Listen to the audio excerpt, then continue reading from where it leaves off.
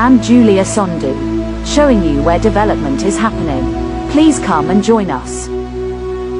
Nnamdi Kanu, born the 25th of September 1967, is a Nigerian pro-Biafra political activist who is also a British citizen.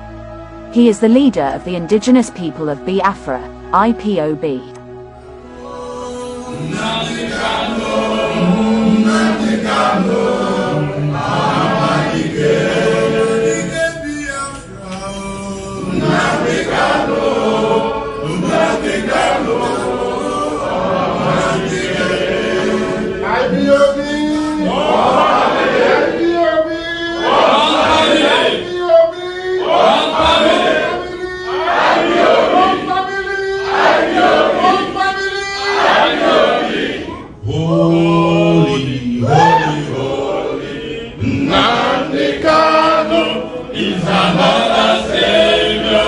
Kanu founded IPOB in 2014.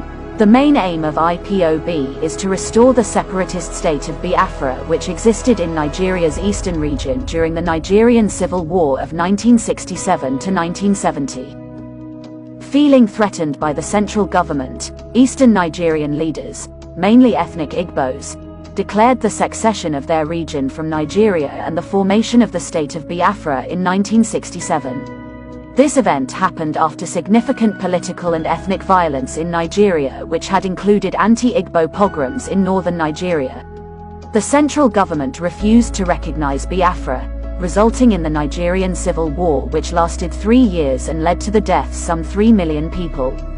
The war ended as the Biafran armed forces surrendered to the Nigerian Federal Force in 1970, and the war declared no victor, no vanquished. Kanu was born the 25th of September 1967 in Isiama Afara Ukwu, Umuahia, Abia State, within the claimed territory of the Republic of Biafra a few months after it had declared independence from Nigeria. His father is Ez Israel Okwu Kanu, JP, and his mother, Ugos Nen Kanu. He attended Library Avenue Primary School and went to Government College Umuahia for his secondary education. He studied at University of Nigeria, in Nsukka, and moved to the UK before graduating. Kanu began his activism for the freedom of Biafra as a Radio Biafra director and anchor of Biafra awareness under Ralph Uwazuruike, leader of the Movement for the Actualization of Sovereign State of Biafra, MASSOB, who said while in a meeting in Kaduna, Nigeria on June 12, 2014, that he handed over Radio Biafra to Nnamdi Kanu, leader of IPOB, but Kanu disappointed him. Radio Biafra, however, was established by the defunct Biafran government in 1967 with the aim of championing the Biafran cause.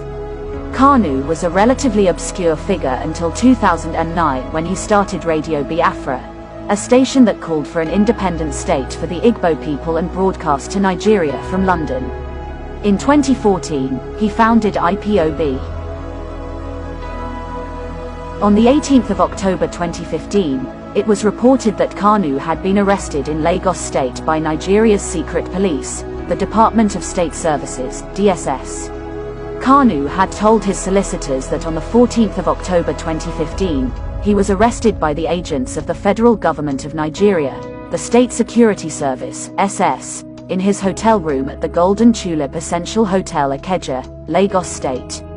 The solicitors in a press briefing said, between 14 and the 17th of October 2015 their client's whereabouts were unknown until the 18th of October 2015, when the press media broke the news of his arrest and detention by the SS in Abuja. The news of the arrest of Kanu generated protests across Delta State, Enugu State, Rivers State, Cross River State, Abia State, Imo State, Akwa Ibom State, Bayelsa State and Anambra State. On the 19th of October 2015, it was reported that Nnamdi Kanu had been granted bail after a secret arraignment at Magistrate Court, Wuse 11. However, the bail seemed controversial, and there were claims the DSS announced the bail only to calm the angry people of Biafra. The Magistrate Court 1 sitting in Abuja on the 18th of November 2015 ordered the Department of State Services, DSS, to produce Kanu at the court on the 23rd of November 2015. However, It was reported the Department of State Services, DSS, obtained a secret court order to detain Nnamdi Kanu. Kanu's lawyer, Vincent Abeta, in an interview said whilst in court, the prosecutor gave him a document containing a court order permitting the Department of State Services, DSS, to detain Kanu for the next 3 months to conclude what they said was an investigation of terrorism and terrorism financing. Kanu was finally arraigned on the 23rd of November 2015 in an Abuja magistrate court for the first time for charges of criminal conspiracy, intimidation and membership of an illegal organization by Nigeria's Department of State Services, DSS. The charges violate Section 97, 97B and 397 of Nigeria's Penal Code. Chief Magistrate S. Usman had, at the last adjourned date, berated the Department of State Services, DSS, over its failure to produce Kanu in court on the 2 consecutive times the matter came up before the court. Meanwhile, Kanu's supporters stormed Nigeria's capital city of Abuja in luxury buses on a peaceful protest for their leader who was arraigned by the federal government before the Wuse Zone 2 Magistrate Court, Abuja on the 23rd of November 2015. Pro-Biafra protesters with placards sang and danced outside the court premises whilst the hearing proceeded. Protesters wore T-shirts and caps with inscriptions like "Biafra now or never," "Buhari release Kanu for us," "On Biafra we stand." More protests by IPOB members numbering over 15,000 grounded vehicular movements in the southeastern key economic city of Onitsha concurrently. It was the same with over 20,000 protesters in Aba, Abia State on the same day. Kanu, through his counsel, filed an application asking the federal authorities to transfer him from the custody of the Department of State Services, DSS, to prison. His lawyer, Abeta, insisted that transferring his client to prison would enable him to have easy access to his legal team. Whilst in court, the Department of State Services, DSS, requested the Wuse Zone 2 Senior Magistrates Court to discontinue the trial of Nnamdi Kanu under Section 108 of Administration of Criminal Justice Act 2015. Edakwo further said the Department of State Services, DSS, had obtained an order from the Federal High Court, Abuja, dated the 10th of November, to detain the accused in its custody for 90 days. However, Kanu's lawyer Abeta objected to the continued detention of his client. Abeta prayed the court not to discontinue the case because the prosecution did not present any information from the Attorney General of Nigeria Federation who had the authority to approve such. Abeta also told the court that the DSS violated the order of the court which granted bail that was perfected but not granted, adding that the accused had been in Department of State Services, DSS, custody since he was arrested. The court's magistrate, Usman Shwaibu, after listening to both counsels, adjourned the matter until the 1st of December 2015 for ruling. When in court, Kanu appeared regularly wearing a Jewish prayer shawl and head covering. He said in court that he believes in Judaism and considers himself a Jew and oftentimes has led his Biafran people to various Jewish prayers and religious observations. On the 20th of October 2015, Vanguard announced that Kanu had been released on bail. However, media sources supporting the objectives of IPOB called the bail controversial and claimed the DSS announced the bail only to calm the angry people of Biafra. Kanu has finally been released on bail by Justice Binta Nyako for health reasons. Kanu disappeared from public view after his home was raided by the Nigerian military in September 2017. An event which led to the deaths of 28 IPOB members. Not being seen in public for over a year, there was wide-ranging speculation regarding his whereabouts, with members of the IPOB accusing the Buhari government of having abducted him. However, in October 2018, unattributed photographs and videos, apparently placing him in Israel, were widely circulated on social media, and this was later confirmed by mainstream media.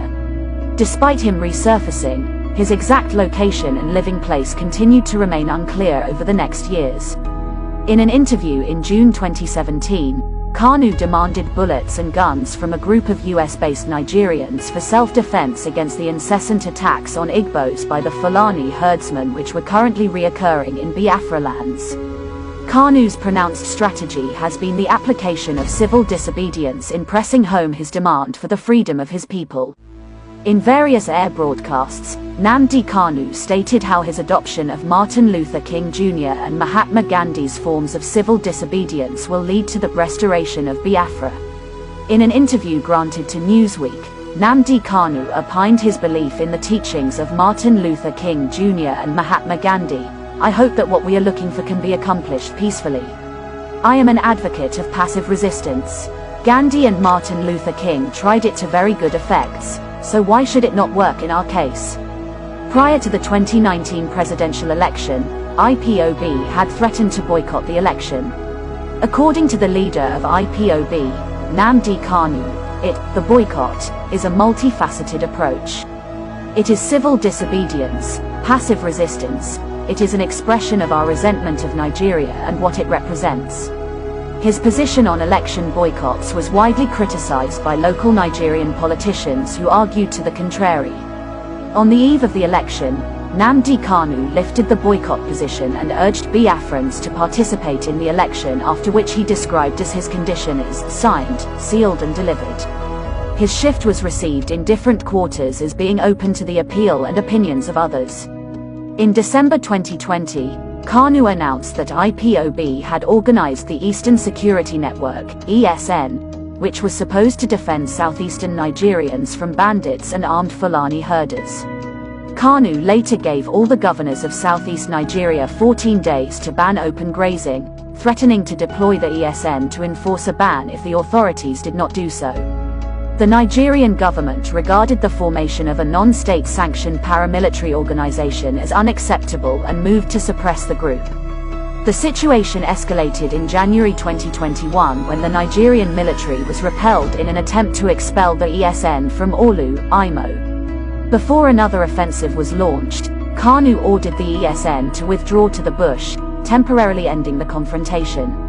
The Nigerian Army and Air Force renewed hostilities on February 18 by launching a military offensive against the ESN. The next day, IPOB declared that as of the 18th of February, a state of war had existed between Nigeria and Biafra. IPOB and other Biafran separatist groups consequently began to mobilize and fight the security forces across several southern Nigerian states. Despite this, KANU maintained that IPOB was interested in a non-violent solution of the conflict and that ESN was supposed to fight bandits, not the Nigerian security forces. Regardless, Nigerian authorities designated IPOB as terrorist organization and claimed that KANU was inciting violence. On June 27, 2021, KANU was arrested in Kenya or possibly another location by Interpol and extradited to Nigeria, where he is supposed to face trial. KANU's brother claimed that he had been arrested by the Kenyan police. Kenyan High Commissioner Wilfred Makij refuted this claim, stating that Kenyan authorities had not been involved in the arrest and challenged anyone to present evidence proving otherwise. When the BBC attempted to request information from Interpol's office in Abuja, the latter did not answer the calls. KANU's arrest has sparked anger among Biafran separatists and other Nigerians supportive to his cause. The World Igbo Congress, WIC, declared the arrest illegal abduction and international gangsterism.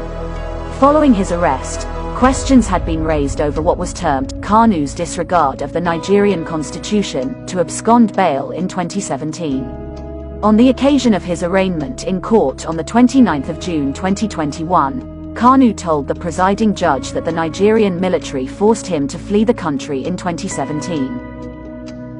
This is the end of our program today. See you on Intervlog same time tomorrow. Thanks for watching. Please like and subscribe to my channel and press the bell icon to get new video updates. Thank you for watching Intervlog.